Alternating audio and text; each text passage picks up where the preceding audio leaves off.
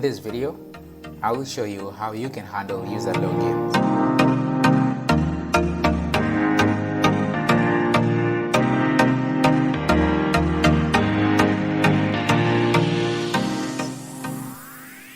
From a previous video, I showed you how you can create a database.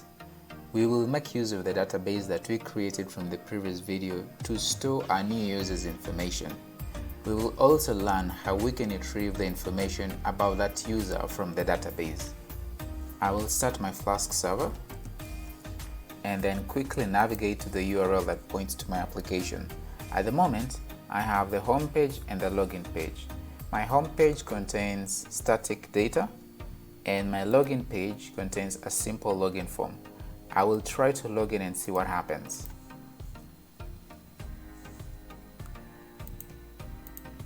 I am successfully redirected to the home page.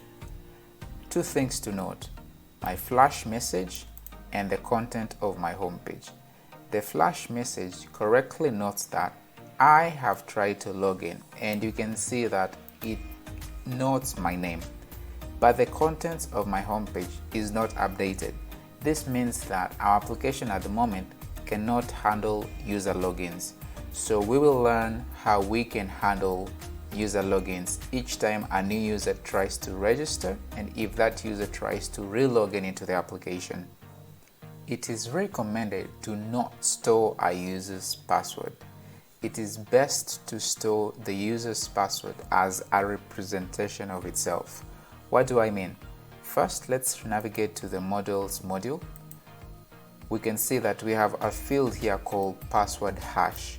We need to ensure that the data that is stored in this field, the password hash, which primarily comes from the password field in our application, is stored as a representation of the data that the user inputted. What do I mean? We need to create a new function that will handle the user's password. First, I will say set password, dev set password, then self password, and then self dot password hash. This is the field, and then let's say generate password hash, and then pass in the password. Well, this generate password hash comes from Xeog, so I'll have to import that first from xeog.security, import generate password hash, and also check password hash. So whenever a user tries to register in our application, they will have to set a password. Whenever they try to log in, we need to verify the password that they have put in the login form to ensure that it's the correct password that was actually used by the user during the registration process. So we'll need to create a new function that can handle checking of users' password. So I will call this new function called check password.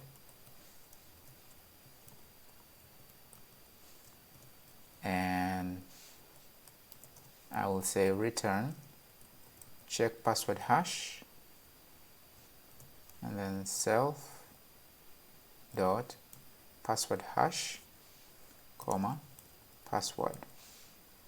Every time a user tries to log in, this function will handle the password authentication of that particular user. This is the very first step that we need to do before we can handle a user's login session. The next thing that we need to do is to install a new package called Flask Login, which will handle all user logins. So from our terminal, let's install it. So pip3 install Flask Login, and we will ensure that our requirements file has this package. So pip3 freeze requirements.txt, and that should install the Flask login package for us. But we have a soft warning here telling us that we need to upgrade our pip, so I will do pip install upgrade pip, and that should be able to upgrade my pip. So once that is done, we need to set up our model to handle user logins. So first I'll begin by initializing the package that I've just installed. I'll go to my ini.py file and initialize it. So from Flask login, import login manager, and then create an instance of it. So login equals login manager app. I need to prepare my models to handle user logins, because whenever a new user registers, that data will be stored in the database, and also when they need to log in, the information that they put in the login form will have to be verified or authenticated before that user can be allowed to access the account. So in our models, I need to prepare this user model to start handling user logins. So I will say from Flask login, import user mixin. What this does is it allows us to identify a user. For instance, if a user is authenticated, that user becomes a current user. If a user is not authenticated, that user is anonymous. So application is able to tell the difference between a user who has been authenticated, a user who is anonymous, a user who is active, and so on and so forth.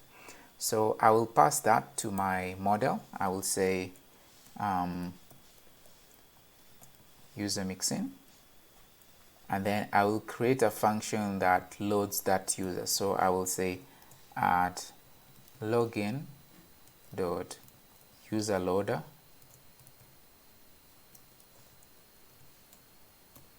def load user by their ID, then return user.query.get the user by their ID, which is an integer. So I've used the decorator login.userLoader, so I need to ensure that the login package is also imported in the modules.py, the models.py file. So login, and then I will navigate to my routes and create, or rather update, the login function to handle user logins. So I will say if current user dot is authenticated, then return redirect to the home page, URL for the home page. So this current user comes from Flask, so I will need to ensure that I also, rather it comes from the Flask login, so I need to ensure that I have imported that as well. So I'll say from Flask login import current user. I will also need to import something else, login user log out user. So every time a user tries to log in into the application to access the account, we first determine if that user is authenticated. If they're authenticated, then there is no point of them trying to log in. We will directly take them to the home page.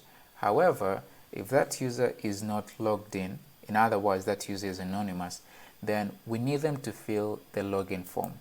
And then our application will try to validate the information that has been passed through the login form. So we will say user equals user.query.filterby, and then let's filter by the username, because our login form takes the user's username. It has a user's username field, so that's what we'll pass here. So username equals form.username.data, and it has to be the very first instance of that data in that field, so .first. And then we'll say if user is none or not user.checkPassword form.password.data,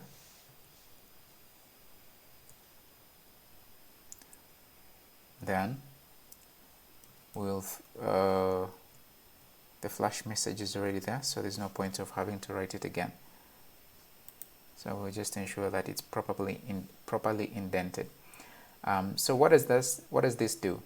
So if that user does not exist, or the user's password is incorrect, it does not match what we have in the database, then it's going to flash a message that the information that has been inputted is incorrect.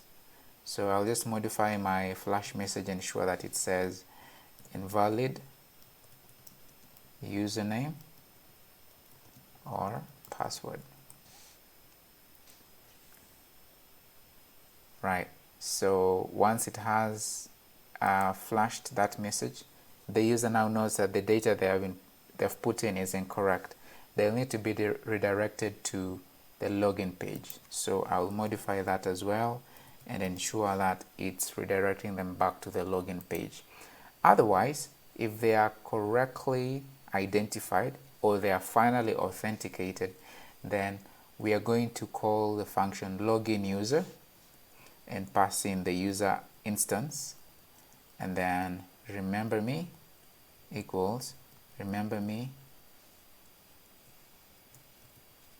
dot data, and then we return them, or we rather redirect them to the home page. URL for home.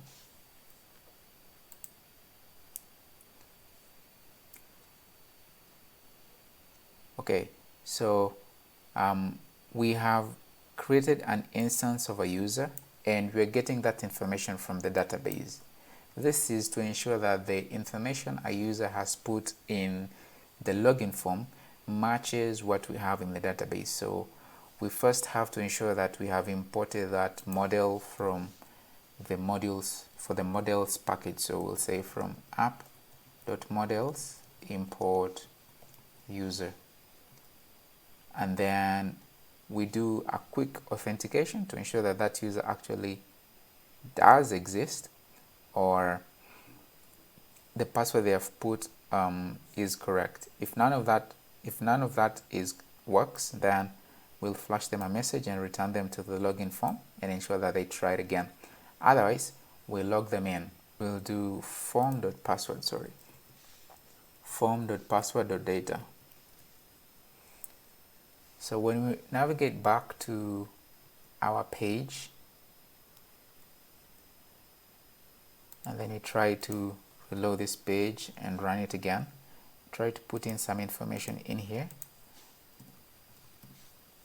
Let's see what happens. It says invalid username or password. So our application has become a lot more intelligent right now. It's able to differentiate between a user who is already in the database and another user who's not in the database. In our case, we do not have a user in the database, so there is no way our application is going to allow us to log in. The next thing that we need to do is actually to register a user. Let's go and create a user registration form. So in our forms, we need to create that registration form. I'll simply copy this and try to modify it for the registration page, or rather the registration form. Modify this to registration, And all that I'll need from the user is their username. I will also need their email, which is a string,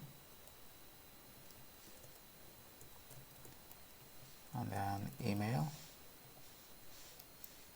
comma, validators equals data required, and then I have to ensure that it's an email, so email.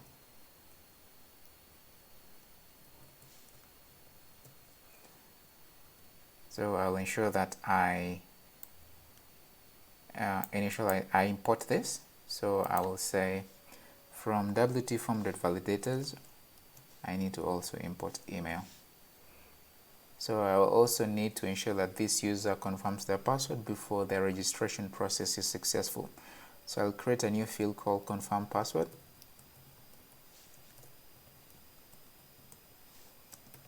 And create a password field, say confirm password.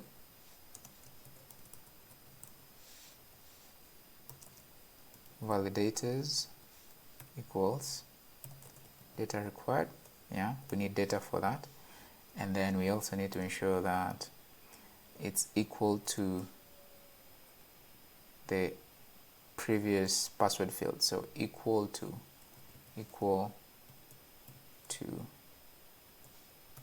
password. So this field needs to be filled, and we have to ensure that the password the user is putting in the confirm password field matches that in the password field. Hence the need to use the validator equal to, and I need to ensure that that's also imported up here. So I'll say equal to.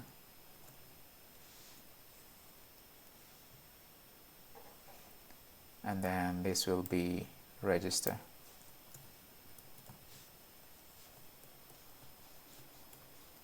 I need to ensure that I import another package called email validator to ensure that the email validation feature actually works. So pip3 install email validator, and I'll ensure that it's registered in my requirements.txt. So pip3 freeze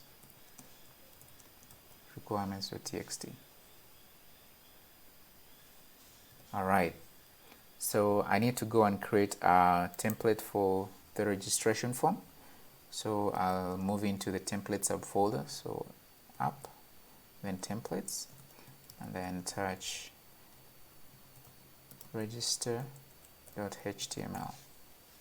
You can see that's created right here. I need to update it with some information right here. It will be similar to what we have in the login page. So quickly I'll copy this and modify it slightly to ensure that it matches the requirements for our registration. So currently we have the username field, we have the password field. So we need to add other fields like the email field. What I will do is I'll just copy this and modify it for the email. So instead of username, I will change that to email. Same thing here, email. Every instance of username will be modified to email. Alright, and then I also need to do the same for the password field. We created a new password field called confirm password, so I will need to do that as well. Instead of password, I'll say confirm password.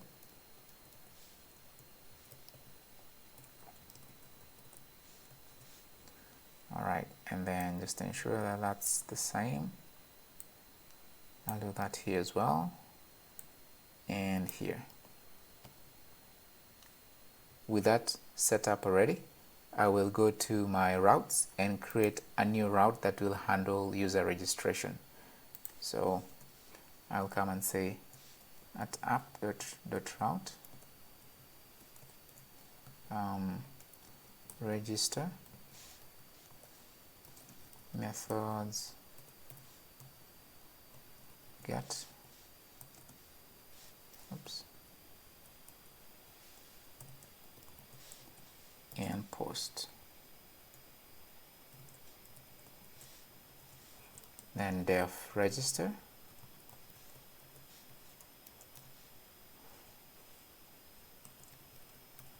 form equals registration form, which we need to import from the forms module.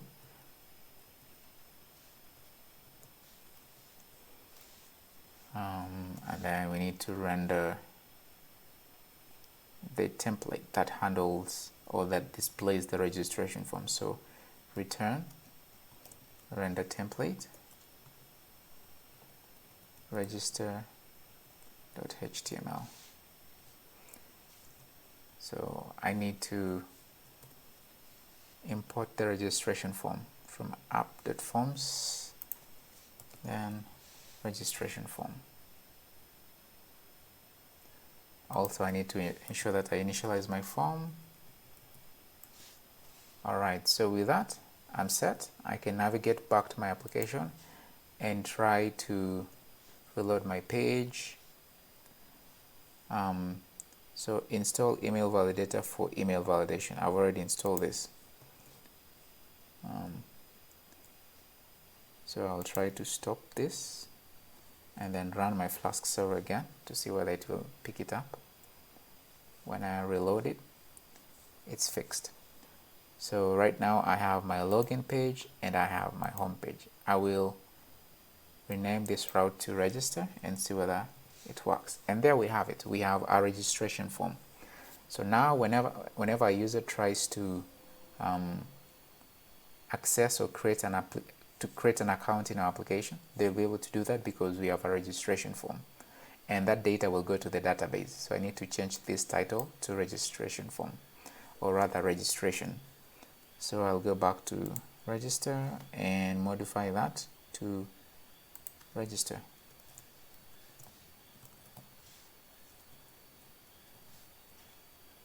Alright, so when I reload it, now it's register. So everything is looking good so far. What we are going to do right now is to ensure that the information that the user puts in any of those information actually goes to our database. So first, I'll begin by updating the register view function. I'll begin by saying if current user is authenticated, then return redirect to the home page. Yeah, so to the home page. Otherwise, let's update the information that the user has put in the form. So we'll say if form.validate on submit, then user equals to user, then we'll say username equals form.username.data, also email equals to form.email.data, then user.setPassword form.password.data, and then we'll do db.session.add user and db.session.commit, and then we'll pass a flash message to ensure that the user actually knows they are successfully registered. So we'll say congratulations,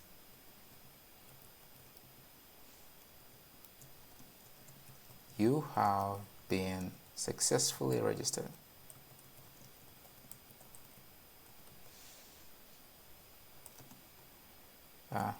Login to continue. Alright, then we will redirect them to the login page. So return redirect URL for login. The DB was an instance that we initialized in our application instance, so we need to import that as well. So we'll go to the very top and import DB to ensure that the error we are finding right here does not exist. So you can see that right now we don't have it. Alright, so right now when we try to go back to our application on the browser and reload it, let's try to register a new user. This user will be called Harry, and their email is harry@email.com, and their password is this.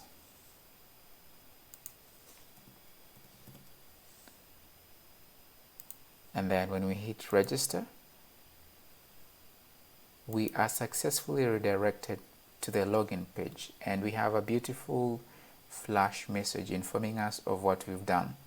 Congratulations, you have been successfully registered. Log in to continue. So at the moment, I can try to log in.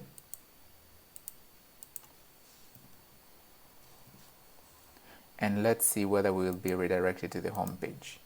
And yes, we have been successfully redirected to the home page. So meaning that our registration and our user authentication to log in back to access their accounts is actually functional. Let us modify our application to ensure that the login feature is actually applied throughout the application. I will first begin by ensuring that once a user has logged in, then this user can also log out, right? It makes sense to have that. So we will do add app.route, then /logout, and then def logout,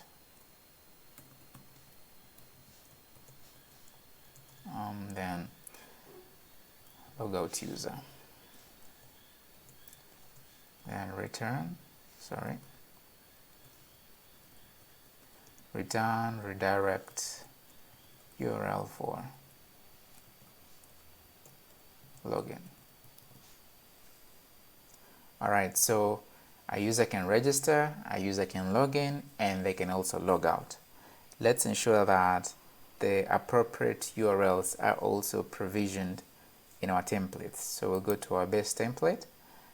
So far we only have home and login. So we will modify this slightly to apply the login sessions that we've implemented. We'll first begin by creating an if statement. So we'll say if current user